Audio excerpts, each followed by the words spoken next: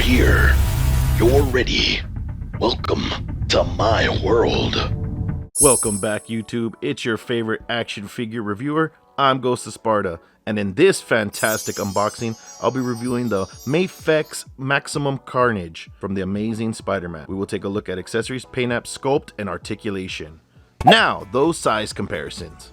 Mafex Carnage, Marvel Legends Deadpool. Mafex Carnage, Shfiguarts Goku. Mafex Carnage, NECA Predator. So now we got the introductions and size comparisons out of the way, and we can finally look at this Mafex Maximum Carnage. And I'm pretty sure you're wondering, damn it, why is he missing his left wrist or hand? That's because Mafex likes to make these crappy little pegs super long to where anybody will break them by trying to switch hands. I mean, it's annoying. Mafex needs to get this together because this sucks.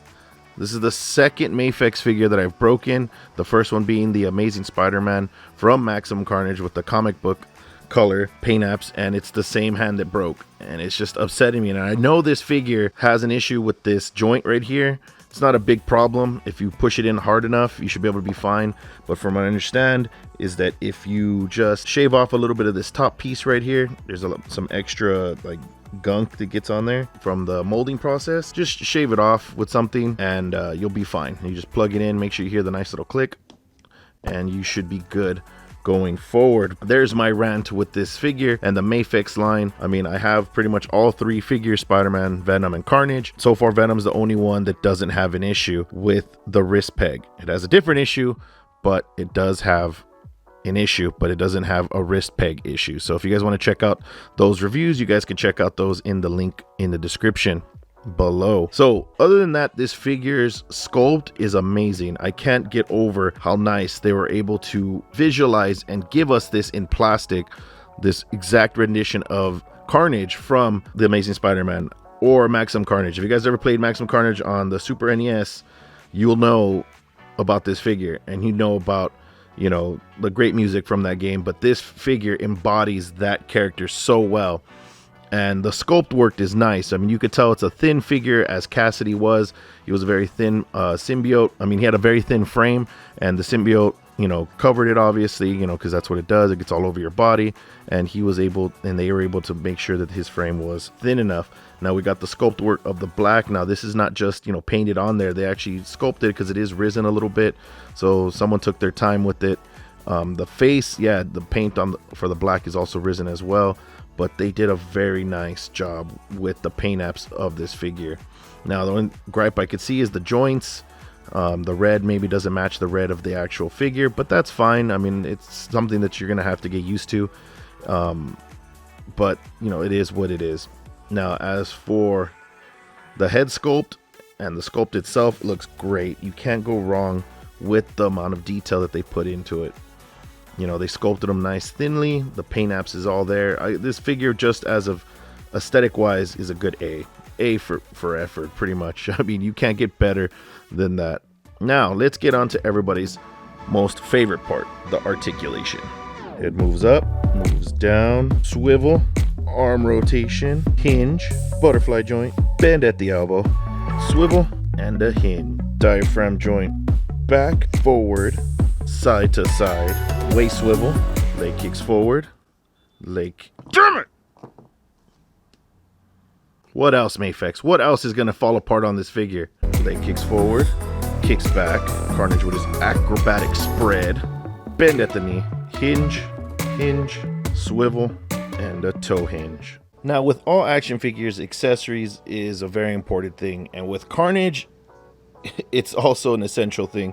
Carnage needs to come with a plethora of accessories, and he sure does. He comes with 11 pairs of hands, so he can be able to interchange and be able to cause carnage throughout your display, so that way you can be able to articulate them, display them, and put them in any sinister pose that these accessories will be able to give you.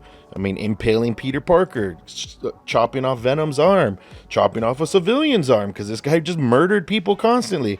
So you get 11 pairs of things to be able to interchange. Now, a couple of his hands and feet that are right here, those will be able to be used to be able to have magnets on, so you can attach them to a metal pole, you know, to display them. If you have metal in your display case, so that way he can be seen like climbing on the wall or doing something acrobatic or walking upside down. He does come with some web, well, they're web effects in the other with Venom and Spider-Man, but in this case it would be his symbiote, which is right here and here, which he uses. I don't think Carnage has any web. He just uses his symbiote to be able to grab or latch onto things or swing around. Well, we got those accessories out of the way, which are painted beautifully, sculpted fantastically, and I really do recommend, you know, picking up this figure for all of its accessories. Unfortunately, I'm not going to be able to enjoy them because he only has his right hand.